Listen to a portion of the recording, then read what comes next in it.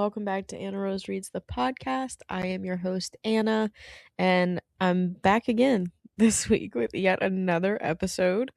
This time, it's a double feature, if you think about it, because it's the second episode of the week, and I have two guests joining me this week on this episode. I have Chris Panatier, author of The Redemption of Morgan Bright, Daytide, Stringers, The Phlebotomist. Sorry, I froze up there for a second. And then also Mitch Hull of Rapture Publishing, who published Daytide by Chris. And Chris and Mitch work together on Rapture's ventures as Chris illustrates the work that Rapture puts out. So I wanted to have these two guys who are very much in love with one another. Bromancy, I believe, is the term that has been coined to define their relationship. To chat about their work together, to chat about Daytide, Chris's book that has just come out with Rapture Publishing that is absolutely fucking phenomenal. And many more things. In fact, we recorded this a long time ago, so I couldn't tell you what we talked about, but you'll find out soon enough. And I will catch up with all of you after I have gone back and listened to this myself. So see you then.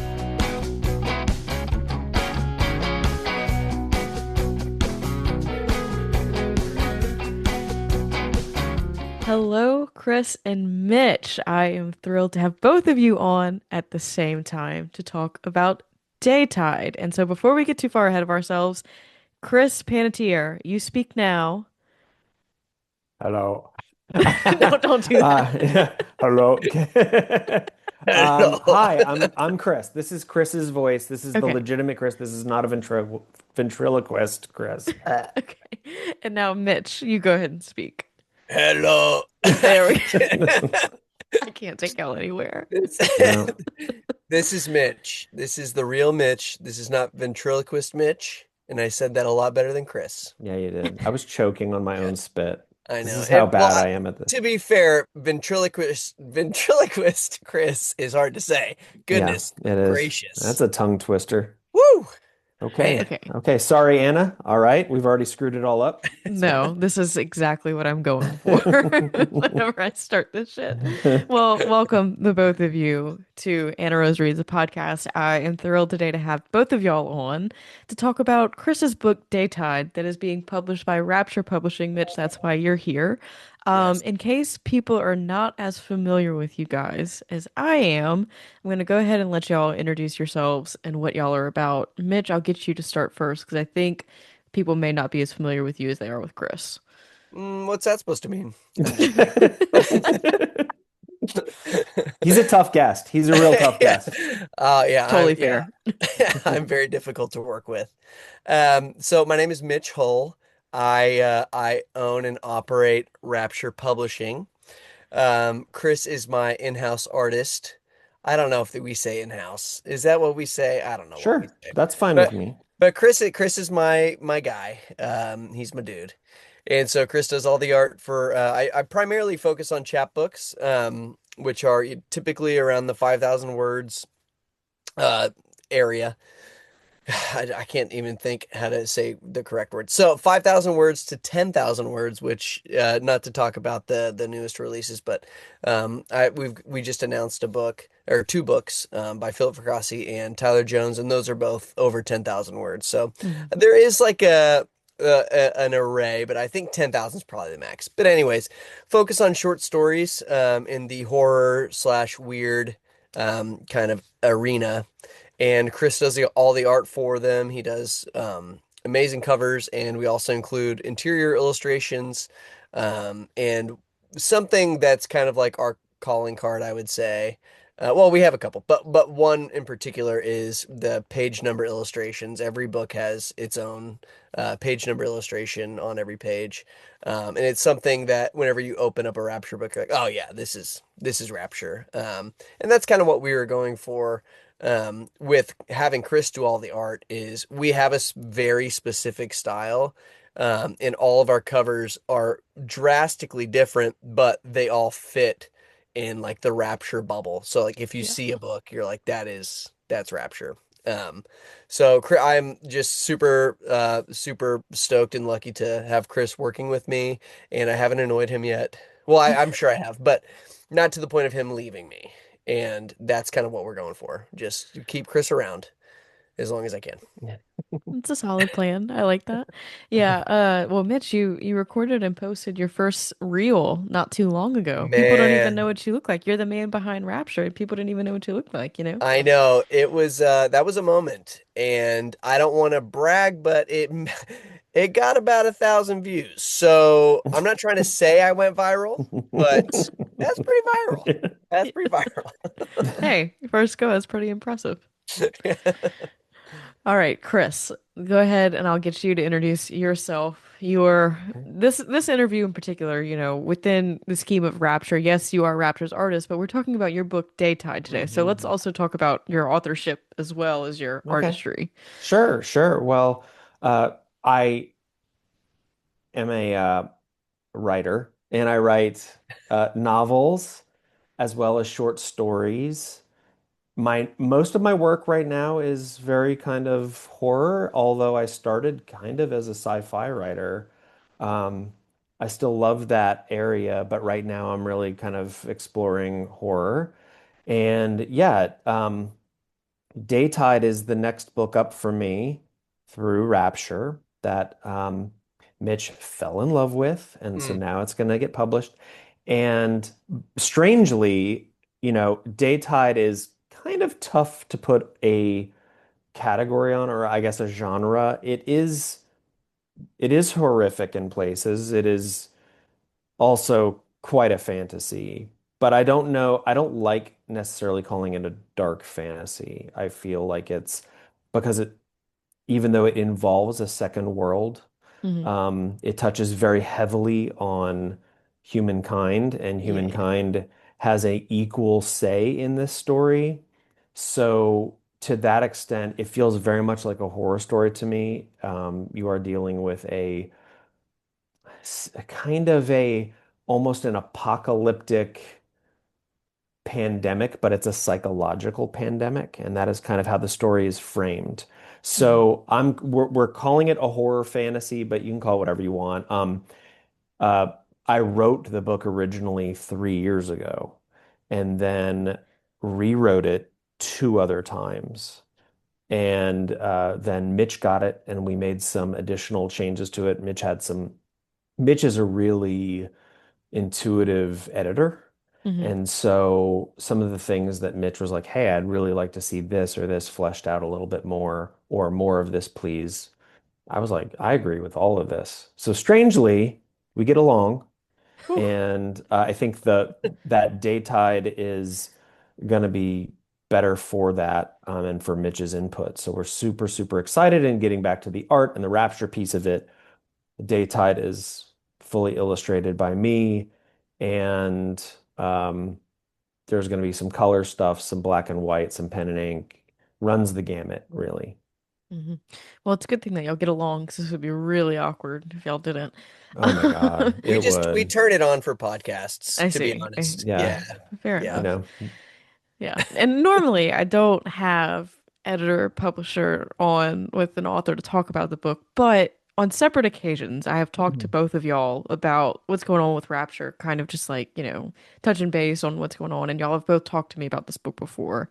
And I want to hear how, Chris, you got this in Mitch's hands. Mitch, how you were like, yes, I want to publish this. Like, I feel like in general, kind of, I've seen Rapture grow. And to see this next step for y'all, publishing a novel feels really big. And so I want to hear more about how this came to be on the publishing side, and also like Chris, like what made you send this to Mitch? You know what I mean? hmm Well, I'm actually going to hand this to Mitch because Mitch is the one that asked me Hmm. what I had, and Okay. his reasons for that are his secret reasons, so he can tell you those. So, Mitch, why don't you field this one? I am a psycho. And so we're just gonna bring it all the way back to the infancy of Rapture. Perfect. So I published The Witch Tree in 2024 in the Yeah. summer for Fracassi Fest. That was a Philip Fracassi chapbook. I don't have any more. Just every single time I talk about it, I get like 10 messages. Do you have any more of those? I don't. They're gone. I promise. I wish I had more. But so I did that and fell in love with kind of publishing that side of thing, like formatting, all that jazz, which is it was so fun. And working with Philip was great. Hmm. And then once I did that, I was talking to Tyler Jones because he's become a really good buddy of mine, and asked him if he would ever want to do a story, just a fun little chapbook. And he said, "Pardon me, sorry. I actually have one that I was looking to publish this year." But I would love to publish it with you if you would want. And so, obviously I wanted to read it. And so he sent it to me, loved it. And I was like, dude, I've got to publish this. It's so good. Um, and he said, if you don't mind, I actually have somebody in mind to do the art for it. And at the time, so I'm very, like loyal. Hmm. That's who I am to a T, is like Mr. Loyal. That was my nickname in high school. I'm just kidding. What a terrible nickname. So, and I have a brewery called Rapture Brewing. And so I have an artist that does all my brewery stuff. And so he did the Witch Tree chapbook, and it was great. I mean, he's a really, really talented artist. And then so Tyler was talking to me about Carved in Salt, and he said, I have a guy in mind. And I was like, I kind of have a guy at the moment. Um, but I'll check this guy, this Chris Panatier, whatever his name is. I'll check him out and see what he's got. Looked up his stuff, and oh my God, he's amazing. And so I was like, but tentative, we'll see if we work well together. And so we have a meeting, me, Chris, and Tyler, and we're talking. And Chris and we hit it off, just BFFs right away. And so after talking to him about vision for the art for Carved in Salt and the interior illustrations and everything, I was like, okay, yeah, this is my new guy. Sorry, Matt. Matt's not listening to this, but sorry, Matt, you're out of the picture. You can still do my brewing stuff, but with publishing, I'm going with my boy Chris. So we published Carved in Salt. While we were working on that, Chris, actually his first illustrate or the first cover he did for Rapture was actually pen and ink, which Hmm. is really cool. And he actually sent me the original, and I cherish it. Every day I come into my office, it's right. I don't know if this is video or not, but it's literally right there. That's really Oh, But you cool. framed it? bro, yes, of course I framed it, Chris. It's like my most prized possession. Um, so so anyways, we were doing Carved in Salt, and I was thinking about doing more books like before we published Carved in Salt, and Chris and I were hashing out, different plans on how to really go about formatting everything, like having a series, like on the back if you get a Rapture chapbook it says, RA whatever book it is. Right. And we're up to 10 will be released in December. Hmm. Um, and so just talking about those kind of things, Chris has always been a vital part in all my planning with Rapture because I trust his judgment, and he's truly one of my best friends. And so I'll bounce a lot of ideas off of him, and he gives me honest feedback, which is great. It's such a vital thing to have whenever you're starting something like this. Um, and so while we were hashing all that stuff out, I was talking to Brian Evanson about doing a chapbook, and he was doing a lot of traveling. He didn't know when he would get a story to me. And so I was talking to Chris, and I just read Redemption of Morgan Bright, Yeah. and it blew me away. Um, and so I asked Chris if he had any short stuff. And he was like, I actually just finished something. So I'll send that over to you and you can check it out. And I was like, yeah, no promises, no promises, but I'll read it. And I read it and absolutely loved it. And that was called at the time it was called Horror on the Swayback, but we changed the name, or he changed the name to Death on the Swayback, and that was the second official Rapture chapbook. So whenever that came out, great feedback from everyone. That's one of my favorite stories that I've published. And then we started working on Brothers Keeper, Brian Evanson, and then Fitted Sheet, Ian Rogers. And I think it was around that time, Chris had sent me, I can't remember what it was. It was maybe like some books Oh or yeah. something. And there was like a piece of paper that he used for like padding in the box. Like crumble, like folded or Like, yeah, like, whatever. it was all messed up. And I pulled it out and looked at it, and it was a piece from a manuscript, And the title, the header on there was Yeah. like Daytide, Chris Panatier. I was like, what is this Daytide? What is this? He was like, oh, that's a book, blah blah blah. He kind of like talked a little bit about it, and I was like, dude, I need to read that. That sounds right up my alley. And so this is we were on chapbook number 3 or 4, Yeah. and he sends me this novel, and I read it in like a week. I was obsessed with it. And I would just text him updates, like in parts where I was like, dude, whoa, this is so insane. And there were moments where I was reading it and I thought this was legitimately written for me. Like it is just so what I'm looking for in a book. And I'll never forget reading that book just so fast. And it's a big book. It's a Yeah. 600 page, plus book, and just texting him updates, like freaking out about everything. And whenever I finished it, or before I finished it, I was like, well, it looks like I'm getting in the novel game because I can't let him publish this with anyone else. I have to publish it. And I've always loved deluxe editions, special editions. I buy as many as I can afford. And so I knew that, with doing the deluxe chapbooks that I would have to do a deluxe novel at some point. I just didn't realize it would be as quick Yeah, as soon as as it now. was. As soon as February. But yeah, I mean that I can't remember what month that was, Chris, um but I told him I would love to publish it and would love to talk about, how to go about that. We got a contract together, and yeah, the rest is history. And now here we are. It was Yeah. probably March of Yeah. 2025 of this year. Oh, you're exactly Because right. Yep. Yep. It was it's March. even before we had a contract, like even before we had terms, I was like, we're doing this.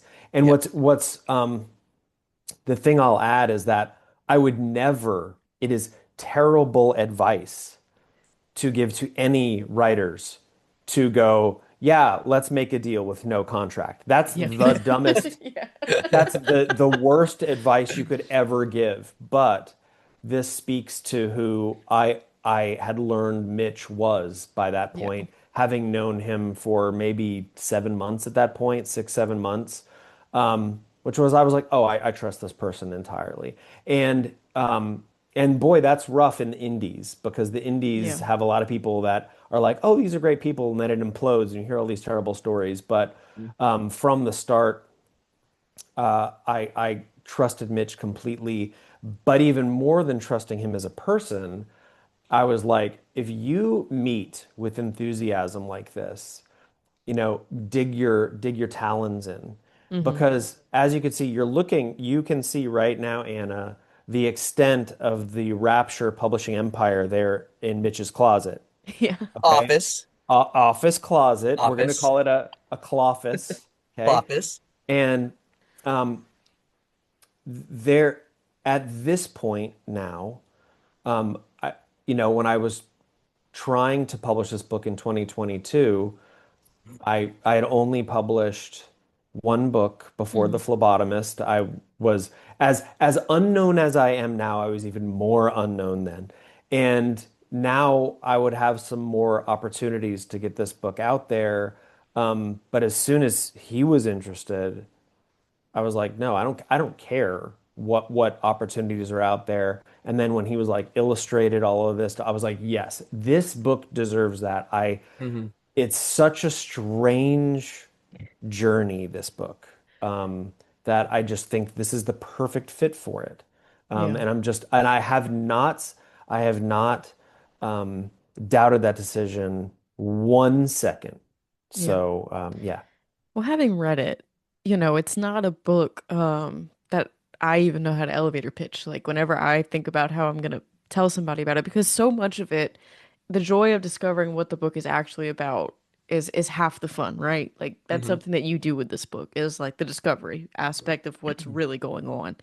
And so it feels like sometimes to pitch this book is like you're not really given the full story, but it's for a reason.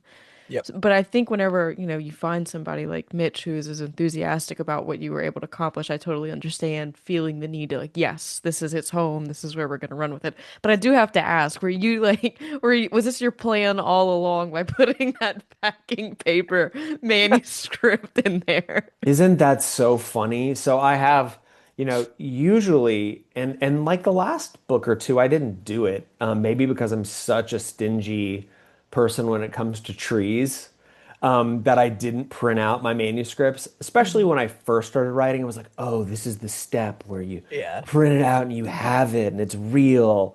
And I've always liked that step. Yeah. I've gotten much less precious about it as I've continued on, but I have probably almost a foot tall right over here on a shelf of manuscripts that were the ones that I proofread. And then I Hmm. was like, I'll use that scrap paper or whatever. And so every now and then when I need to like stuff a Okay. box a little bit, I'll shove some of those in there. And no, that's the beauty of this is of course a guy like Mitch is going to inspect everything he Notice, gets. yeah. He's gonna notice. Um, and Psycho, you like we know, said. Yeah. and he sent me a picture of it. And I was like, "Oh, that's Daytide." Yeah. And he's like, what is Daytide?" And I was like, "I don't know Miss. what Daytide is. I don't think anyone actually knows what Daytide is." But so I ended up sending it. But no, that was complete happenstance. Yeah, well, it's a good story. I really like that story. Yeah. Yeah. And let me ask this too. So, and this is kind of, I guess it can go for the chapbooks as well, but especially with Daytide, with as long of a book and like as rich of a book as it is, I want to talk about the illustration process while I have both of you on because I want to hear like who makes the decision about what's getting illustrated? Like Chris, is it you? Like, is it just what you visualize most? Like Mitch, are you asking for certain scenes? Like in particular with Daytide, since Chris, it is your book. I'm kind of Mhm. curious how y'all landed on what was gonna get illustration treatment for. That's a great question, and it's actually I would say it's kind of the same even for the chapbooks, which Hmm. is we'll each read the story, and I'll go, here's I think the cover is this, I think one interior is this, another one might be this, and then what do you think? And he'll go, oh, well, I gotta have this, and I'll Hmm. go, that's a good one, so we'll do that too, and that's usually how it goes. Yeah. Mhm. Truly, that's usually how it goes. Every now and then, um, he'll say, "Hey, I think the cover should be this," and I'll go, "Yeah, totally agree." And every blue moon, he'll say, "I think it should be this," and I'll say, "Well, I had this idea," and he'll go, "Yep, run with that." So, tr so far, there hasn't been one second where someone has gone, "Hey, no, I have to stick to my guns on this." Hmm.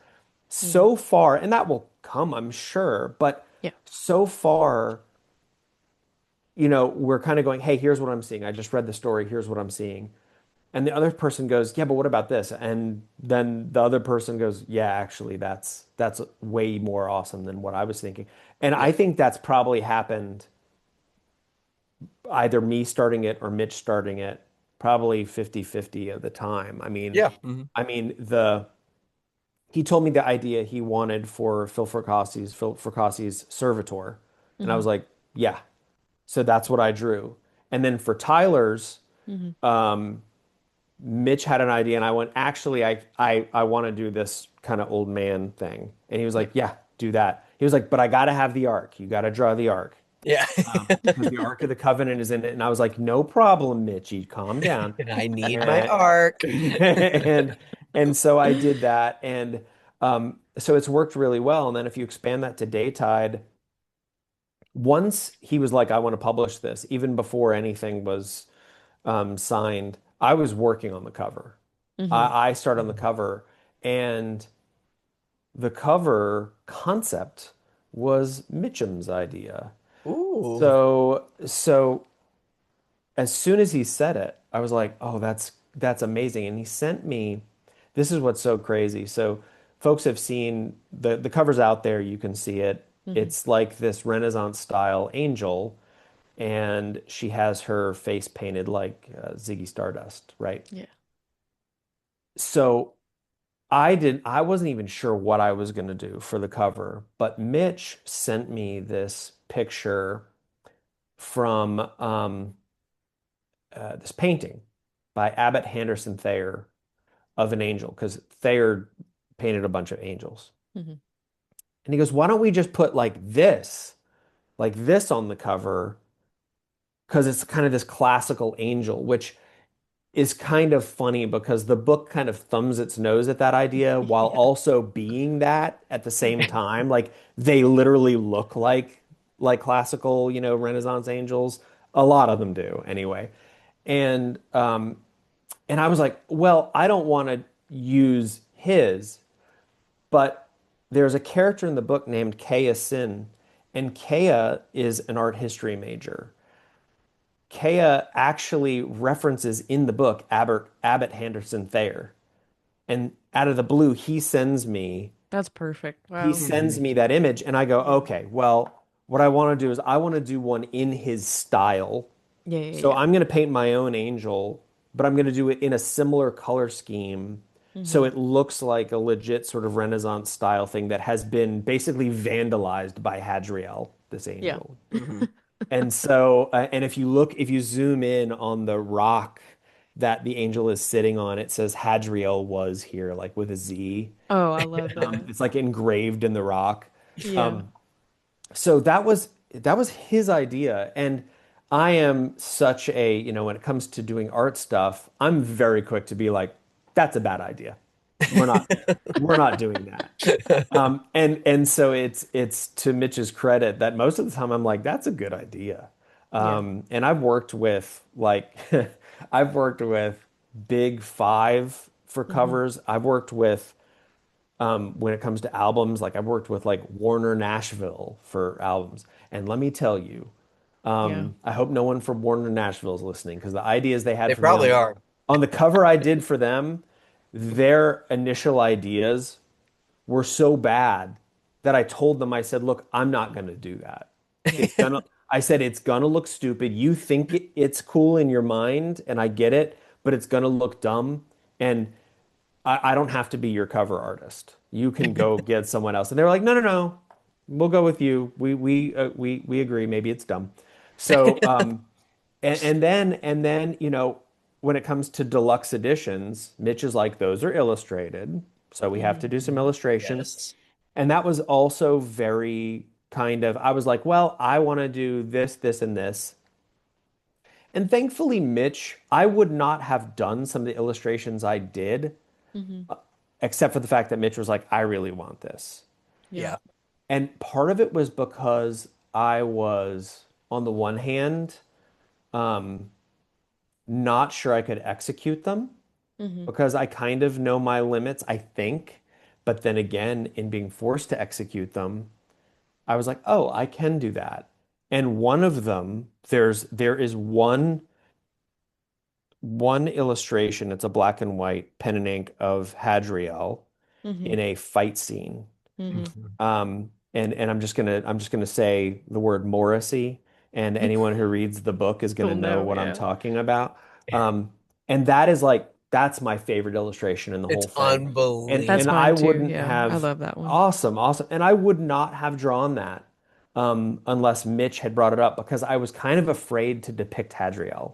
Yeah. Yeah. I was like, I'm I going to get that. screw it up. And then I always use references and then I change them a little bit to fit the story. And I found this great reference of just this woman like gritting her teeth. And she had this very kind of spunky look to her. I was like, that's her.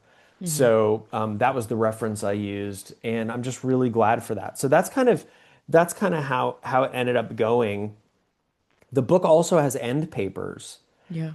And the first illustration I did for the end papers, I think it was fine, but it kind of set Anna, you having read it, you'll know this. So it was the Glean cache. It was the glade. Okay. It Yeah. was Yeah. Yeah. SBL's glade. So it's all this beautiful greenery and Yeah. everything. And I drew that as if you were looking through a stained glass window. Oh, that's And cool. It's beautiful. it is cool and it's very pretty. And I sent it to Mitch, but something was bothering me about it. And what Hmm. bothered me about it was I was like, I think the tone of these end papers is too bright and joyous. It's not the right tone for someone to open themselves into in the book. I get So you. I Yeah. did, yeah, so I did a different end paper, which is a sort of moody image of Malizette on his barge Mm. from So sick. the what do you call the thing at the beginning? Prologue. Yeah, yeah, yeah. Yeah. Okay, So gotcha. yeah, That's so interesting. no spoilers. It's right at the beginning, Yeah, yeah. Yep. but it fits the tone. So a lot of times Mitch would say, "Hey, could you do this?" And I would do it, and I would know I got it wrong, and then try it again. And then also I was constantly then once I had like 15 to 18 of these things done, I was constantly reworking them and sending them to him. And I was like, Yeah. Yeah. "Can you?" I was like, "Can you see what I did?" And I'm sure Mitch was like, "I can't. What did you do?" Like, No. and I'm like, "But I changed the cross hatching. Don't you like the cross?" So I I have relate been to like, that so fucking I much. I have been so just in the weeds on this art, Yeah. but I'm very happy about it. I think the art is going to contribute so much to this book. hmm And Yeah. originally it was just going to be 10 illustrations, which is Yeah, hilarious yeah, because now we have over 20. yeah. Yep. And Yeah. some of that came from honestly, like there were several comments, a lot of the readers for this are readers that are kind of more in the horror area. Hmm. So as some people who focus more on horror got this and they were seeing some of the fantastical elements, we got some really good notes back because some people were like, these names are killing me like and I'm like, well, yeah, they're fantasy names, like especially the Sipiters, like Yeah, yeah, yeah. Yeah. but, they have some crazy names. So in the book now there's a little ledger with their names. We just did that. We also did a diagram of their eyes because they have these things called nictitating Yes. membranes. Yeah, yeah, And yeah. so now there's that and there's a big map. And the map is like Mitch sent me a sample kind of I would call it an arc, but it's almost finished just to like go through it Hmm. and that map looks so So amazing. It's sick.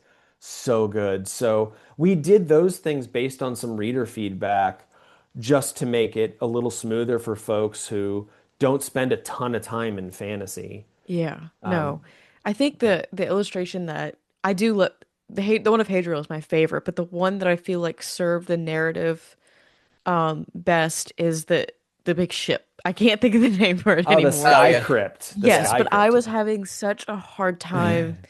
conceptualizing like its great vastness, and then like I like scrolled and I was like, oh, there it is. Like it was like such a like I don't want to say relief, but it was such a tool to like Yeah. Yeah. That no, image is and so sweet. yeah, and I'm not normally a fantasy reader. I mean, y'all both know this about me, but it was just a really nice, like, little helping hand to be like, hey, here you go. I love that part Yeah. of it, And in addition to being wowed by the art itself, like the actual utility of it was really, Yeah. really cool with this one. You know And what I mean? I think that's one thing that I loved about Daytide is that Chris could have held your hand the Mm-hmm. entire way, but he trusts you to figure it out. Yeah. And I think that's the best thing that a writer can do is just trust the reader that they're going to figure it out and learn things along the way and not get lost because he's not going to let you get lost, Mm-hmm. but he's not also going to spoon feed you the story. And so one thing that's really cool is just like you said, using illustrations to help paint a picture for you if you're, missing something. Yeah. Um, and it's exactly what Chris was talking about with the Sipiters, because for the OG arc, which you have, Anna, Mm-hmm. um, we have the list of the Sipiters at the very beginning. And Yes. some of the feedback that we got was, this is very intimidating. Like I'm Yeah. opening this book and I'm seeing all these words and I'm scared to start this thing because I don't Mhm. know if I have the brain power to do it. But once you get started, Chris is just a phenomenal writer. And so you just sink right in. But so yeah, moving that to where the Sipiters are mentioned, uh, you're already in the book. I mean, that's like what 120 pages in the story, maybe more. And so you already know what you're in. You're learning everything already. So it just works so well. And in doing that with the eyes, and the sky crypt, everything. It's just yeah, everything was done with intention. Oh yeah, that definitely comes across, and I think it was really funny that I think I'm just more of an Animal Planet nerd than I gave myself credit for because I already knew about the nictitating Did membrane. I you? was Oh, like, that's awesome. Props it's to like you. That's growing I up did on yeah. not. Animal Planet Yeah. did pay off Yeah. for something. Mm-hmm. But that illustration was very helpful, and like there's a winged. I mean, this isn't. I don't want to keep saying because I don't want to spoil anything, but you have like diagrams for the wings because Yep. you reference different parts of the wings that are really Yep. important. So. Yeah. 100%. Yep. That kind of stuff is just really nice to, and it's also kind of like an affirmation too, because there were certain things that I did conceptualize, and then like later in the book, you had an illustration about them, and like I was like, oh Yep. yeah, okay, I visualized that correct. There's things like that that I think are really cool that you get with illustrations in a story that's as involved as this. Um, and my next question that I'm going to turn to is about the turpentine cans, but Yeah. I want to go ahead and let Chris introduce the plot of the book, and then we'll explore the role of turpentine a little bit more, and then we'll talk about the art campaign and all that good stuff.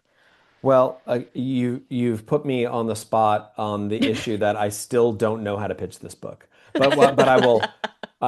We've been saying it's Black Metal Wizard of Oz, and Yeah. that can be taken several different ways. There is a very literal Wizard of Oz thing happening here. Yes. Um, and so I felt that was the absolute best way to put it. But to sort of introduce what it is, there is a psychological pandemic that has started to spread, and it is called the longing. No one knows why it's spreading or what it's caused by. But and for, content warnings, it's at the very beginning. Hmm. The longing only ends in suicide. The But a key point is that early on, the people that you see who are suffering from the longing, they don't describe it as suicide, even though it is death of the body. They describe it as something else. So there is something going on here, Yeah. that's a little bit more nuanced than just life ending. But so there is this main character, one of our main characters, named Adam, and he is in a support group for people who have the longing. One night, the support group is visited by a priest named Hale Karnoff. And Adam is like, get the fuck out of here. You're just trying to get people to come to your church to fill your coffers. Your congregation is dwindling. You're a piece of shit. So chases him off, but he keeps coming back and he's very charming and he claims to have a cure for the longing. And eventually, with the longing sort of closing in, with Adam's best friend having been lost to the longing, he lets the priest show him what the priest wants to show him. And so they go to a cathedral and they look inside the steeple, and there is something inside. So that's sort of the back page copy. Hmm. I don't think it's a spoiler to say that there's another world here. Yeah, no. Um, I don't think so either. there is a secondary world. There is transfer between that world and our world. And turpentine, to answer your question, is the holy medium. Yep. It is the thing that allows you to cross the firmament between our world and what is called high side. There is Hmm. high side and there is low So, side. We are low side. And man, let me tell you, side note, in the three different iterations of this story as this thing was taking place, man, the names I went through, like the crazy, fantastical yeah, I can names imagine. Yeah. that I went through, there was like Terebinthium and Stellagram and all of these like crazy. And finally, I was like, Chris, like fucking Stop being such a dork, dude. calm down with the dorky Yeah. fantasy shit. Just call it high side and low side, and it totally Oh, works. it works so well. Right? It's every Yeah. now and then you Yeah. come up with something that seems so obvious and simple, but you got to travel a long way to get there. Yeah. So I was really happy to eventually settle on that. But turpentine is the magical fuel that allows that to happen. I I I think that turpentine was it for me because I am an Hmm. artist. I do paint in oil Yeah. a lot. Turpentine is a medium. Yeah. And what I liked about turpentine is turpentine changes how things look, feel, how they flow. it changes their properties. And I was like, on a metaphorical, Hmm. allegorical level, this works so well. And it allows for this sort of weird world where you have all these creatures who are just night and day trashed on Yeah. turpentine. They drink it and get trashed, and the only way they can cross the firmament is to be trashed on turpentine.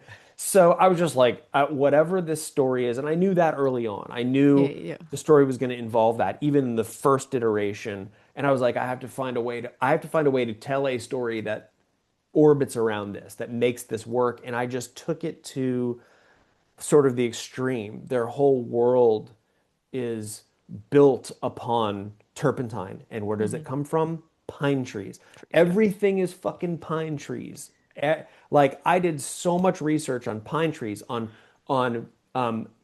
distilling turpentine, on everything you can use turpentine for. So the world has this really cohesive feel to it. Hmm. Everything relates to everything else. It almost feels like a genuine ecosystem. So I just did a lot of talking there. I hope I introduced it kind of, but I don't want to say too much No, Yeah. no, no. because this book is just a series of revelations. It's Yeah, reveal after It reveal is after reveal, you know. brilliantly done. Yeah. yeah. Thanks, man. I had the theory about the turpentine being what it was within the context of it as like an art tool. Whenever Mhm. y'all sent the art packaging for it, right? Like I looked at it and I was like, "Oh, this is a turpentine can. This must, relate in some way to like how it's used for paint." And knowing Chris, it just kind of made some sense. So I figured that that might have been Mhm. some Mhm. of it behind it. But I want to, how did y'all come up with the prototype and Yeah. everything to do? Because it's one of the coolest things. Like I had it on my counter, and I had like a friend come over, and she reads, but she doesn't read horror at all. Like Mhm. she's very much a romantasy girly. Mhm. Mhm. Okay. Came Yep. over to the house, had it on the counter, and she's like, "What's this?" And I was like, "Oh, it's actually like," and I tilted it and I pulled Daytide out, and I was like, "It's actually an arc slip. It's like a, promotional thing for this book." She was like, "Holy shit." She was like so Yep. blown away by that. And I was like, "Yeah, it's a really like interesting piece. Like I have no idea what it means yet, but I'll tell you when I find out." Um, so I'm curious how y'all came up with that. Well, I'll tell you that I'm actually going to kick this one to Mitch, but I will say that I think there is some actual romantasy in this book. Yep. There is, and it's like begrudging because I don't set out to do it, but then I just have these characters and I'm like, they love each other. And or this one loves this one and it's unrequited. Like Yeah. you can almost find in most of my novels there's an unrequited love somewhere because to me that's like the most tragic thing. Yeah. So anyway, that's my little nod to romantasy. Mitch, Yeah. tell us about the tins. The tins. Okay. So whenever Chris and I were talking about sending out arcs or Mhm. just announcing the book in general, Yeah. we were trying to come up with something that would surprise people because, like Rapture's the chapbook people. What the hell is this thing? So we were like, okay, what could we do that would just be so crazy? Like, do I just put it on the website and don't say anything about it? And then if people stumble upon it, they're like, what is this? Like, I have to figure out what this is. And so we bounced a few different ideas off of each other. And Chris was like, yeah, it would be so cool if I like made a label for a turpentine can and took some pictures of it, and then we just like put that on the website. And people saw that and they're like, "Oh, what's this turpentine can thing? I wonder what this could be." And then I jokingly said, "Well, what if we like shipped the books in turpentine cans?" And he was like, Actually, just "Oh, turpentine. It's actually just Yeah, soaked in yeah, just just soaked in soaked. turpentine." Yeah. And so, I always there's something that I've started saying ever since this happened with me and Chris is that the best ideas come from jokes. Yeah. Because I don't think Chris knew I was I joking when I didn't. said we should ship the arcs in turpentine cans. Because then we started actually talking about it and figuring out, okay, well, would they fit in the turpentine can? How can we source these turpentine cans and then get labels to put on them and then make slipcases, blah blah blah. And so yeah, that's kind of how it started. And I remember it was, man, it was late for me. It was like 10 o'clock at night. It was late. Yeah. And yeah, I remember because my kids were asleep, my wife was probably asleep, and I was in the garage just trying to get away. I live in a small house, so I was like trying to get away from my family so I could talk to Chrissy. And we were like going through all these different things, and then we got so stoked about this turpentine thing, and it we created a monster. And so then we were trying to figure out, okay, so how do we actually execute this? And I was like, dude, I can't do this alone. This undertaking. I just can't. I don't have the time. This would take me a month to do. And he said he lives in or I don't want to dox you, Chris. No, You I live live in close to Dallas. me. Okay, you live in Dallas. You live in Dallas, Look, and if I a live in. fan comes here to commit violence, at least I have a fan, That's true, yeah. you know? Like, you love my work. Um, Oh, I'm dead. continue to read me. So he lives about 4 hours from me. I live in Tulsa, Oklahoma, and he was like, "I'll come up on a weekend and we'll knock them all out." I was like, "You would do that?" He's like, "Yeah, of course. It's such a brilliant idea. Like we have to do it." And so we planned it all out. I bought 50 turpentine cans. We bought all the labels. He came up to Tulsa. We went to the local Hobby Lobby and bought bought the other goodies to like put in the turpentine cans to make the books stay in there. And we cut holes in them bad boys. And yeah, that was it was a very long weekend, but it was super fun. Here's I don't this know is that's the sticker I drew in the Yeah. Procreate wraparound. Yeah, that then wrapped around. Yeah. I love it. Giant label. I don't know what's sweeter, what's a better story is y'all's like bromance or like Daytide. You know what I mean? Like It's the the bromance. behind I this, mean, yeah, the behind the scenes by this is like Chris, it's pretty tight. whenever Chris was like, there is romantasy involved, I was like, okay, obviously he's talking about me and him. Uh, No, but that's not unrequited. It's not that's true. unrequited. That's a really good point. Yeah, It really is good point. requited. It's Okay. hella requited. It is so requited. Oh my God, I'm so dead. Oh, that's lovely. It's really sweet. Oh, okay. So I wanna pivot a little bit Hmm. back to like Chris. I know at the end of the book, I think there's like your author's note or your acknowledgments. You have a line in there about how this all came from a question that your daughter asked Hmm. you about like Yeah. what's in the bell tower of a church, like what's in a Yeah. steeple. Yeah. Can you elaborate on that more, please, I and talk a can. little bit more about how this spun out into what we know as Daytime? This is the second book now that exists because of my daughter. Morgan Bright also stemmed from a question my daughter asked me, or something she said, actually. But this one, we were driving down the street. This has got to be probably 2020. She's 5 or 6. And she just says, Dad, why do churches have steeples? And I'm like, you Hmm. know what, Lyra? That is a great question. I'm glad you asked. The reason that churches have steeples is that every church needs to attract an angel. And the bigger the steeple, the more powerful the angel that the church will attract, and thereby infusing the congregation with greater powers. And blah blah. And of course, whenever I start to do that, she knows I'm full of shit, right? And so, but so folks who are listening, like, I'm not telling my daughter this to poison her mind, although it could be true. Who knows? And yeah, it could be Who's true. to Who say? knows? So then I was like, huh, that's an interesting idea about what if there was some sort of symbiotic relationship between the church and actual angels? What if there were actual angels, but not like we think of? Maybe Hmm. they look like what we think of, but maybe there's something else. And that's where I started to really start to sort of brainstorm about it. And in fact, I spent several weeks with like 3 or 4 sheets of paper, just writing notes and diagrams and stuff, and going, how would all this work if there Hmm. was going to be a truly symbiotic back and forth relationship between two species, maybe two cross-dimensional species? But it all started with that question. Yeah. That's I think it's insane kind of where our brain takes us for something so simple, Mhm. right? Yeah. Like, Mhm. and like you mentioned, it's something that starts out as a joke and then it Hmm. spirals into something else.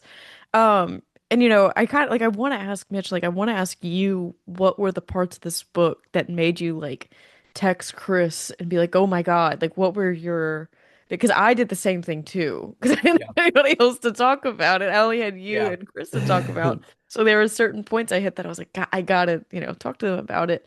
And I know it's probably spoilery to ask Yeah, that it is question, spoilery. Yeah. But but yeah. I think I can maybe dance around it. So, and I don't know if this will be worth it for the listeners that haven't read the book, but there was one scene in particular, and it was when Hadriel was in Lowside, like the first scene that she gets to Lowside, and she like split whatever. She like bangs off the roof and is all beat up and is walking around the town and she's like gotta find this turpentine. And I was like, man, this is so like vivid.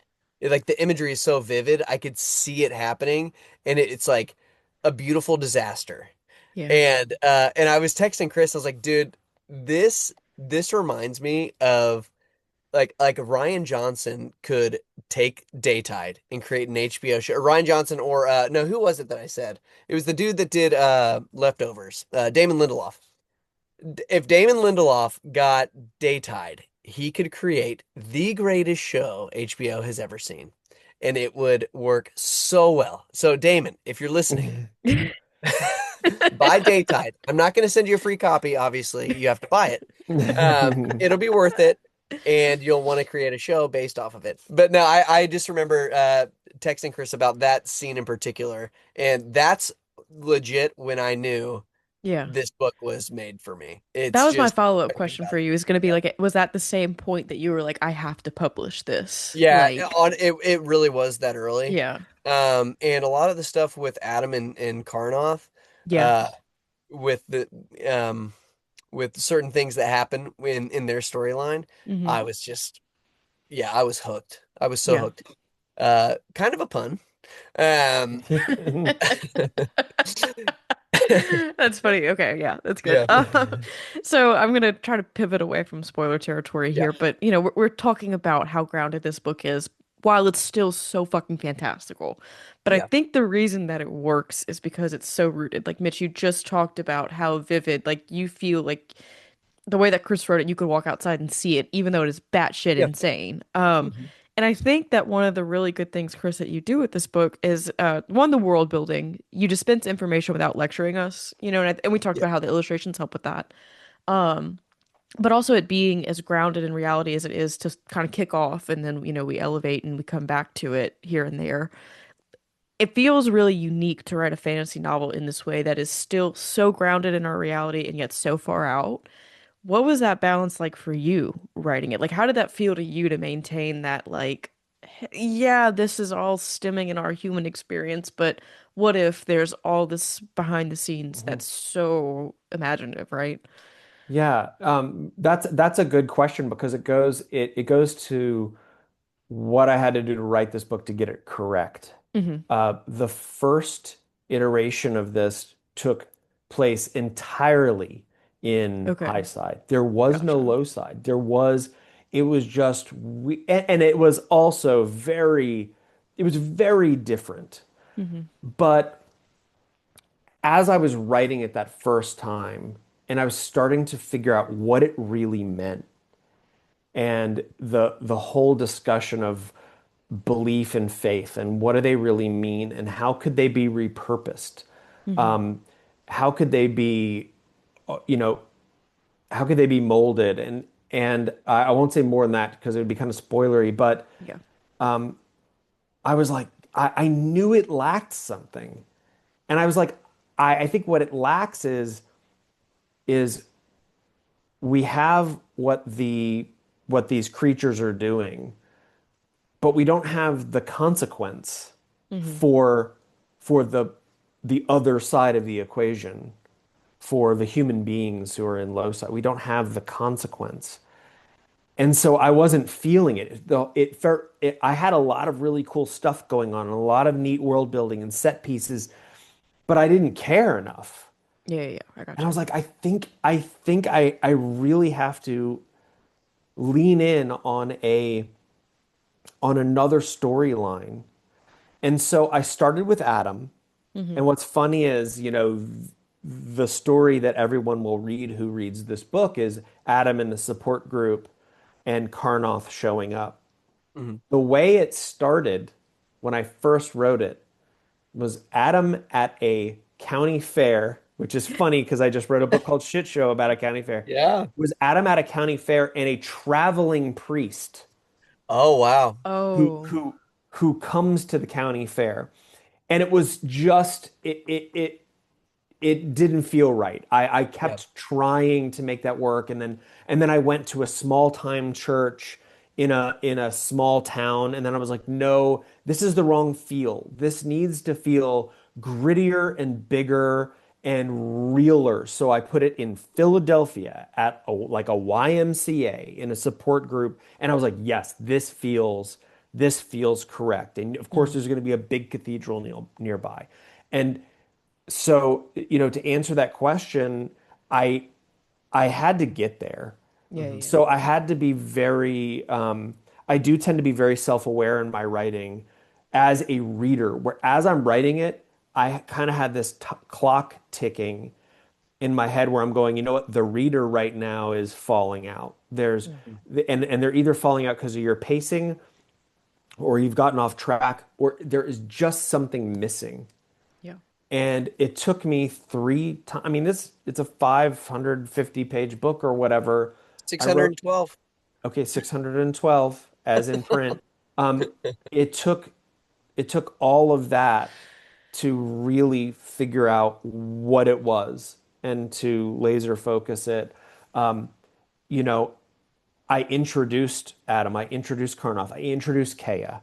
hmm, Yep. Um, and what was tough, but I'm so proud of, honestly, is being able to take, I think, 6 POVs, Hmm. 6 threads, and have them just weave together as they do. yeah, Yep. But it took an immense amount of time to write a 500-page book or 600-page book 3 times. And I'm sure there are other authors who have done it. This was my first time. I yeah, made it. I'm still here. But yeah, it was a lot of turning dials, Anna. Like honestly, you do something over here and you go, okay, now the balance is off. How do I fix that and make it natural to the story? And a lot of it was experimentation. I wrote a lot of sections that helped me figure something out, but then I didn't need. Mm. yeah. And I knew what to do then. Yeah. I mean, for as creative as all of this is, it's oddly very logical, you know? I mean, like you talk about like math equations, what you do on one side, you got to do the other. And with the world that you built, there has to be a give and a take with that. And there's one really kind of cool aspect that I think that you found with like finding the humanity of the Hmm. story, even though this is about other beings, you know, like Hmm. other, greater beings. The angels, and I don't think this is a spoil, I'm going to speak very broadly. They have a certain fascination with people who are particularly gifted, and that's where like the Bowie lightning comes into Hmm. play, right? Hmm. Like there's a Yep. reason that exists. Hmm. I just want to kind of talk about like how you landed on that, and then like equally, I want to hear from both of you. Like what would you like? Who would you like to see in the high side? Like what would your ideal costume dress up be to see in the high side? You know? Well, they th this is something that evolved. I knew who Hadriel was the second I wrote that scene that Mitch talked Yeah. about, where she falls off. She first of all, let's be very clear. She crotch racks herself on the roof That's of a right. Yeah, church, Yeah, that's falls sideways and toboggans off the roof into the street. Okay. yeah, Um, so I knew who she was in that scene. I was like, I love this. Like I think she like reaches out and there's like a smoking cigarette butt. She takes a puff of it. Like right. yeah. No, it's she doesn't give a shit. she's literally in the gutter, right? Yeah. And so I was like, people who are willing to be sort of sanguine in a moment Hmm. like that, what are people like that like? And and in a world where there's these beings, these angels, whatever you want to call them, they are oppressed. They Hmm. are they are highly oppressed. And so what do we see in our world when people are oppressed and they have nothing else? Well, they turn to folklore and they turn to stories and they turn to the fantastic. And so I thought, wouldn't it be so interesting if what they turn to is human culture, Mhm. Yeah. is elements of human culture to venerate, and they literally call them venerants. And I Hmm. was like, oh my God, like it, I didn't know why it worked, and I don't know that I think this is the first time I've ever actually articulated kind of what I was doing. But I was like, of course they're superstitious. They're superstitious and they're trying to find meaning and value wherever they can. And one of the things they can do, if they so please, is when they take their trips to low side, maybe they think it's good luck if they happen to dress like or act like a human being who has a particularly high level of riz. Oh Okay. God. Right? No, Yes. no, no, on God, like On God. no cap. 6'7", yeah. Yeah, exactly. Um, and that just once I kind of came up with that, I was like, okay, the most risible person of all time is David Bowie. Like I think we can Obviously. everyone can Yep. agree Yeah. on that. And so Hadriel like loves David Bowie. And it just went from there. And then you see these people who do that. And then there are some that don't. Like SBL is like, get the fuck Hmm. out of here with your superstition, your fucking Yeah. witchcraft, right? Even though they literally live in a world with magic, right? But that's I think that's where it came from, Anna, is where do you go when you have nothing else? I think you go to Yeah, the imagination, right? And I agree. Yeah. I think that's what they're doing. Yeah. It read in that way, and it was just kind of a, I don't know if irony is the right word, but it's just like that wry kind of sense of humor Hmm. about, how we think of ourselves and how we think of an angel, and the, the Hmm. play on that is really cool. But I mean, obviously you put Bowie in there for a reason. You had a couple other like names that you dropped in there, but like Mitch, like who do you feel like should have gotten a spotlight? That's tough. So so I'm a big music fan, Hmm. and my favorite band is Radiohead. Oh, I Yeah. love Radiohead. This is Yeah. perfect. So I would say either Tom York or Johnny Greenwood. Johnny Greenwood is my favorite guitarist. I think he's the best guitarist to ever live. So I would probably say Johnny Greenwood. And if I were an angel, I would, what is the term, Chris? The Venerate? veteran, yeah. Venerants. Yeah. Venerant? Yep. I'd be a venerant of Johnny Greenwood. And everybody be like, who? What? Who are you? You got this like hair like this? What is Hmm. this? But no, I'm obsessed with Johnny Greenwood. So I dig that's it. who I would be. Yeah. No, I dig it. I just have to say though, I saw recently someone posted, they were like, yeah, Radiohead got a standing ovation like early in their latest set. But then it turned out they were just tuning their guitars. Um, I bet it and was sick, dude. I'm like, that's exactly it. You Radiohead nerds, you guys are totally on the smoke for that. I mean, come Oh, on. bro. I agree. Anything they do, I'm obsessed. I didn't get into them until like the last like 2 years. And it was like Oh, last funny. year they were like, I mean, I always, I knew like their bigger stuff, but like really kind of listening to some of the other songs that they have. And they came up on like my Spotify Wrapped. And my like all of my friends were like, "Are you okay?"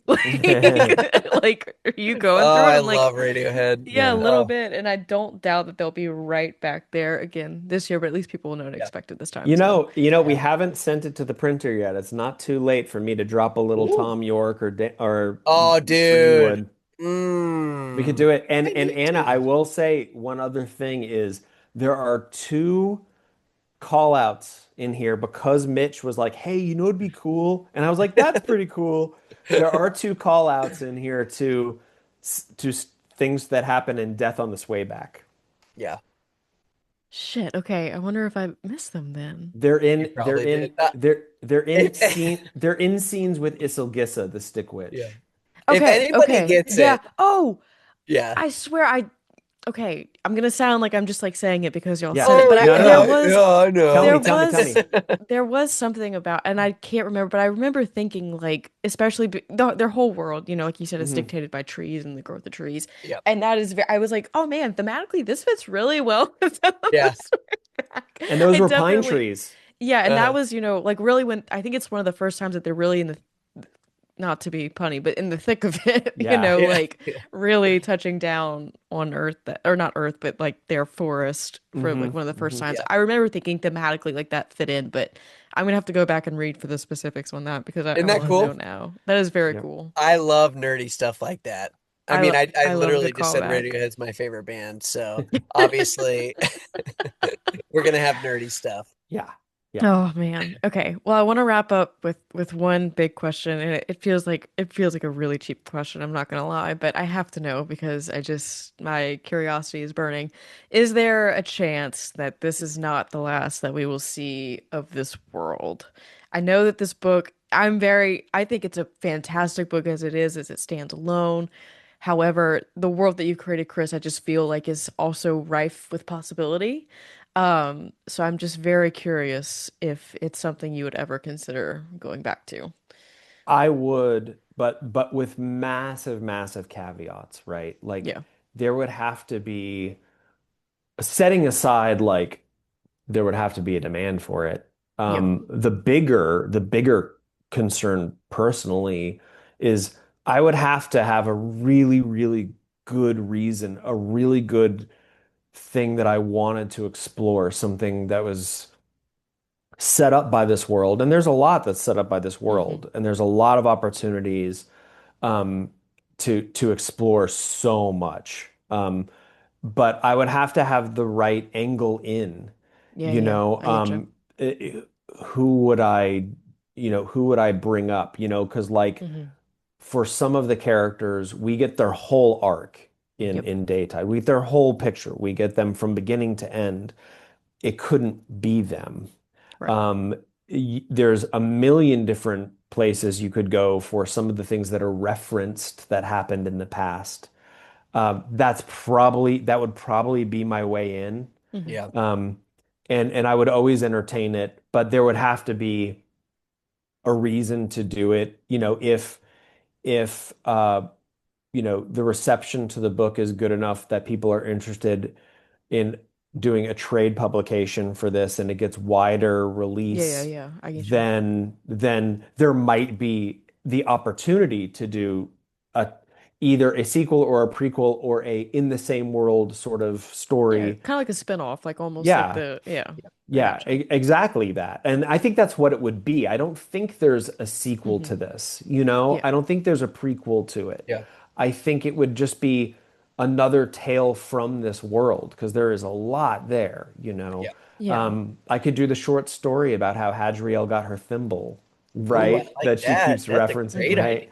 Um, so yeah, I love that question, and I would just have to do something that was entirely natural and unforced.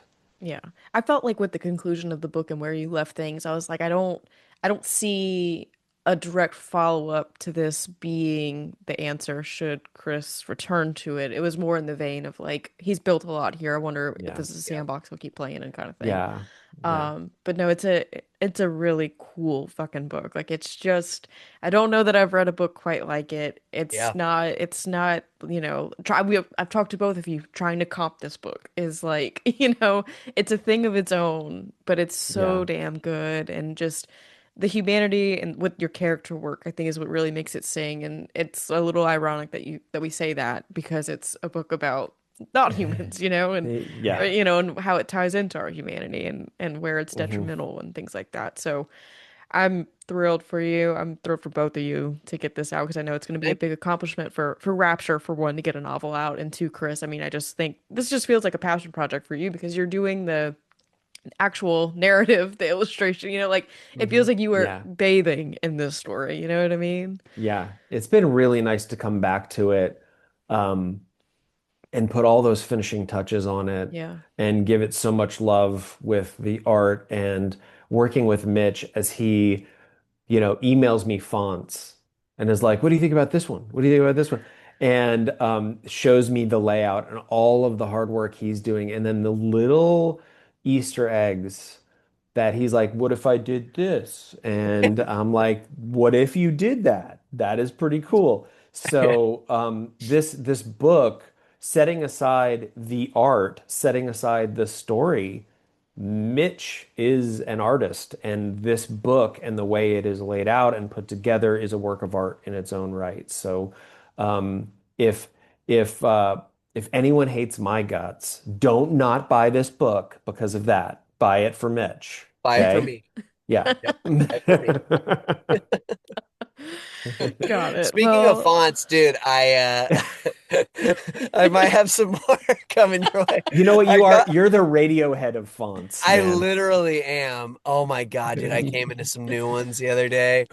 Okay, calm down. Yeah, I Calm know, I down, know, I dude. know. Sorry, You're I'm not gonna trying heat to up your little hijack the closet there. podcast. Yeah, dude, it's already getting hot in here. I know. Um, I I'm can gonna send you tell. some Okay, okay, okay, samples. Yeah, okay. yeah, samples. I'm here for I it.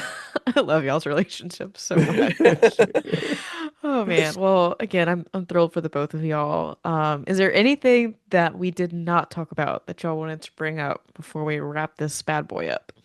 Anna, I just really appreciate you reading it, and I loved getting some of your DMs and so forth and texts as you were reading it. That was an absolute thrill for me. And thanks for having us on. I love your show, and thank you for having us. Yeah, thank you No. so much, Anna. This was so fun. No, I'm very grateful that y'all wanted to come on.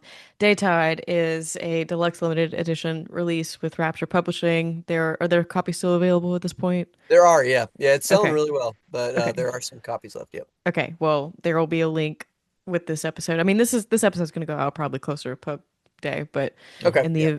the event, that there's some hanging around, we'll have a link up for that.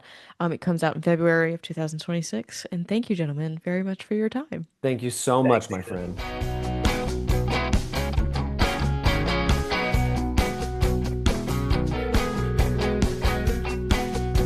And see how fun that was? A very big thank you once more to Mitch and to Chris for coming on, talking all the specifics of Rapture and Daytide. Um, I love the book so very much, and copies are still available. I believe as of when I left AuthorCon on Sunday, I believe that there were still some orders available, so that will be in the show notes. If you want to check it out, you can do so there.